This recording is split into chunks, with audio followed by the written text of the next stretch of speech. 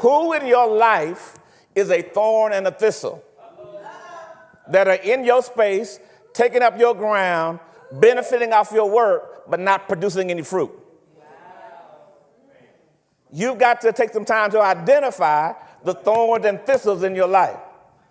Am I making sense? Growing up in Texas and having a grandfather who owned land and property and were farmers and everything else, and having land and stuff, and still in my family, one of the things they always tell you is if farmers hate, and people who are in the agricultural world hate mesquite trees.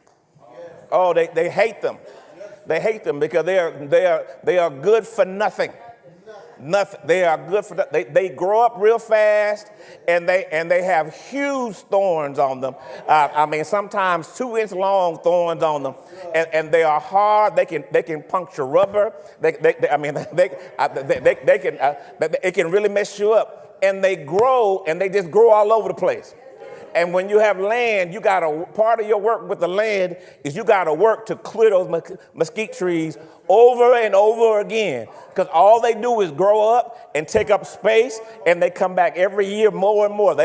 You cut down one, and two grows up. It's the worst thing ever, and that's a big problem in agriculture. So I want you to understand this. That means that when you look at thorns and thistles, they grow faster than your fruit. And they present problems for you, because when you got mesquite trees, you can't even farm on that land. You got to cut them all down and get them all, because they will grow faster than your produce. So now he says this: curses the ground for your sake. In toil you shall eat of it. So I got to have intense labor, and I've got to give a lot of energy to this. He says, how long is it going to be? All the days of my life.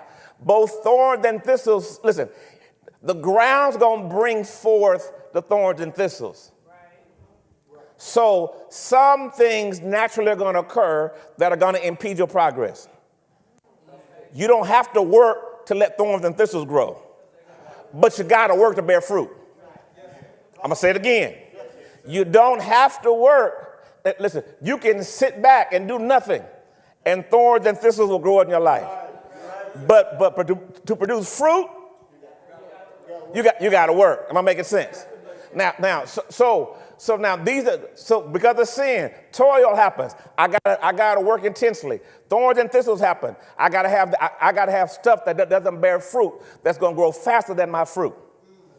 And then I have tension. To go to my next slide. Tension. What do you mean the tensions? That means this: that literally, even after the fall and after Noah came out of the ark, it says literally that the animals came back, and the animals, even after the ark, when Noah got off the ark and the boat, and the animals got off the boat, the one thing he did not have was dominion, which means now the animals now will have a level of fear, but not a level of reverence. They don't really want to mess with you, but they will bite you if you get into their world. Am I making sense? So now you got to manage productivity amongst three things: amongst thorns, thistles, that's one thing; amongst toil, that's another thing; and amongst tension.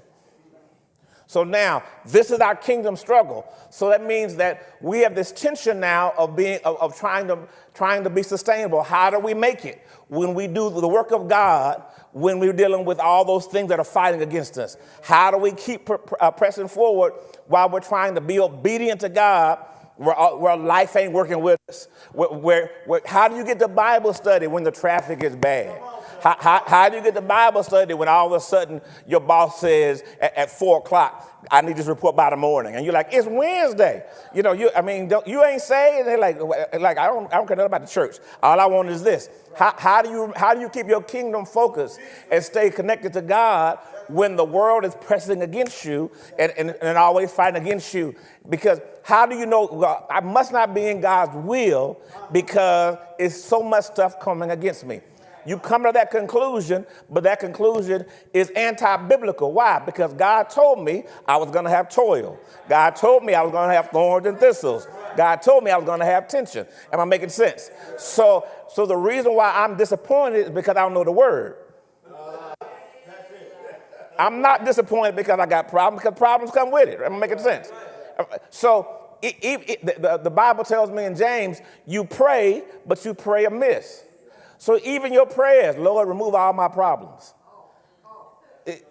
He's like, that's not a biblical prayer. You're gonna have toil, you're gonna have thorns, and you're gonna have tensions. Am I making sense? Making sense. And so trying to look for the life without toil, without tension, and without thorns, then frustrates you because you're looking for an anti-biblical life and an anti-biblical reality.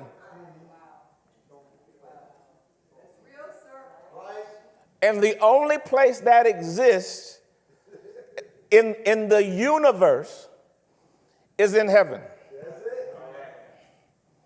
In hell, you are not without thorns and thistles. Because you're tormented. That's another T. So understand this. So not being a kingdom citizen, it means that you're going to have bad things happen on earth, and then forever you're going to be dealing with bad things. The only way, listen, the only positive route is to be a kingdom citizen. That's it. That makes sense. So when you come to a conclusion that I don't know if I want to be in this thing very long, I don't know how long I'm going to make it in the kingdom, then I'm like, what's your alternative? Now, so what happens? Noah and his boys, they leave the ark. Am I making sense? They leave the ark, and now they have one language. But remember, when they leave the ark saved, not saved in terms of redemption, but physically saved. But they're not redeemed. Remember, their heart still was evil continuously, right? So now, what happens when I have a worship call on my life, but I deal with an evil heart? What happens when I get a direct call from God to be a worshiper, to live a life that's focused as a worshiper, but I battle with, I have to confront, I'm conflicted with a heart that is evil continuously. This is what happens. It tells me this because it says this. Then they were all of one language and one speech. This is Noah and his boys. This is not the second generation. This is the first generation off the boat. Right? As they journeyed from the east, they found a plain, a land of the Shinar, and they dwelt there. So you off the boat, everything is fresh. You're like, okay, this is a good place to stop right here. The problem is God told you to go be fruitful and do what? The problem is God told you not to get static. God told you not to worry about sustainability. He said, be fruitful and multiply, and don't worry about it. I still got a system that's working. The tension of sustainability always makes us question who God is. It says this, verse 3, then they said to one another, come, let us make bricks and bake them thoroughly. Number one, first thing that happens is this. When you deal with the tension of sustainability, you always get unified. People that you don't even like gonna tell you to make money. People you don't even agree with, they're gonna say, well, how much money you make? Oh, well, that was a good deal. Because money and sustainability unifies us as a people, not causes sustainability. And you'll find this out. When you start making money, people jump in from everywhere. And they want to be your partner. I don't like him, but that makes sense. So notice, they have one language. And then there is no unification on the kingdom cause. Let us go and multiply. Let us go and fill the earth. There is no unification on what God said. God told us, let us go. So you go to the east, you go to the west, I'm going to go to the north, we're going to go to the south. Listen, we're going to have these pigeons, we're going to tie notes to each other and make sure that we let each other know how we're doing, because we're doing, check in, we're going to be connected. None of that. Why did they unify? They said, let us make bricks and listen, and bake them thoroughly. So unification and innovation oftentimes are birthed out of the need to be sustainable. Because there is nowhere in the Bible where you see that God says, here's the formula for bricks. There is nowhere in the Bible where it says, okay, this is the formula for cement. Let me train you how to architecturally put this thing together.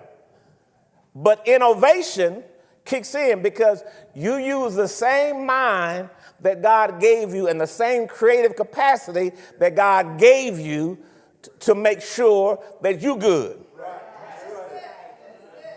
You have a Bible study, people don't want to come. You have an entrepreneur meeting, church be full. You have a study on the Old Testament survey, nobody want to be here. But 10 steps to giving birth to your business. We taking notes, taking pictures of the slides, everything else. Why? Because we get unified on sustainability. Listen, you have meetings with financial planners at your house. You have all kinds of stuff happening and everything else. But how many meetings do you have with biblical planners? Think about it. And at financial planning meeting, you say that's responsible. We're taking care of business. We're looking care of this. We say we have people. Who is your financial planner? And then when you say somebody says, well, who is your eternal planner? What is that? What are we talking about? And so now they innovate. Notice, let us make bricks and bake them. They figured out that if we put it together and we heat it up, it'll get stronger. And then they said this, and listen, they said, and then brick for stone, and they had asphalt for mortar. They figured out how to make cement and concrete. Why? Because when you start talking about sustainability, everybody kicks in. Everybody pays attention. Everybody gets energized. When you start talking about kingdom stuff, everybody goes to sleep. If we said we're going to have a billionaire come to our church on Thursday evening, and listen, and he's going to talk to you about investments, how to work your money. They're going to talk to you about real estate. They're going to talk to you about starting your business. They're going to give you their 10 keys, their 10 secrets. And listen, it's going to cost $1,000, and it's going to be the first come, first serve. People be signing up. We had to get parking attendants. But the minute we say, now come for Bible study, I don't know if I'm being naked. So now, unification, innovation. And it says, come let us build for ourselves a city, coordination. So they build a city. Not only do they build a city, they build a tower. Now, I want you to understand something. Who taught them how to do this? But sustainability will actually produce creativity. And we know this because, listen, we got ghetto friends and ghetto cousins that, listen, they learn how to make money out of, you be like, so you took the Lone Star card.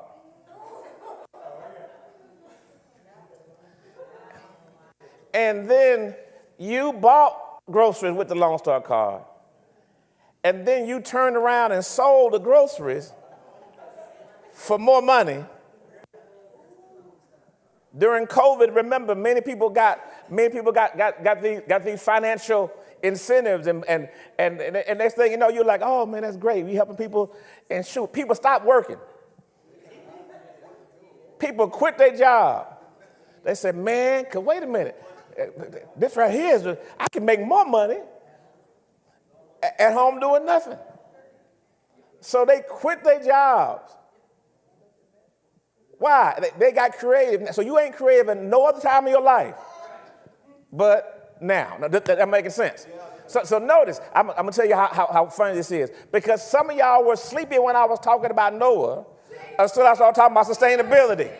And then all of a sudden, y'all popped up in your eyes because that's how sustainability works. Whenever you're thinking about maintaining you, then you get alert, right? So now, this is the tension of sustainability because you are alert and awake when it comes to maintaining you. But when it comes to maintaining the kingdom, then that's when you get weary. Am I making sense? Thank you for worshiping with us today. If you like this message, you can find the rest at cmllcstore.com. We invite you to join us again for our extraordinary worship services every Sunday at 10:30 a.m., Sundays at 4 p.m., and Wednesdays at 7:30 p.m. Central, where Dr. Moody teaches how to understand the Bible, and you can get all your biblical questions answered. We look forward to connecting with you. We ask that you subscribe to The Rock ATX on YouTube and follow The Rock ATX on Facebook and Instagram to stay connected to all The Rock is doing. You can also get connected on our website at therockatx.org. Again, thank you for worshiping with us and be blessed.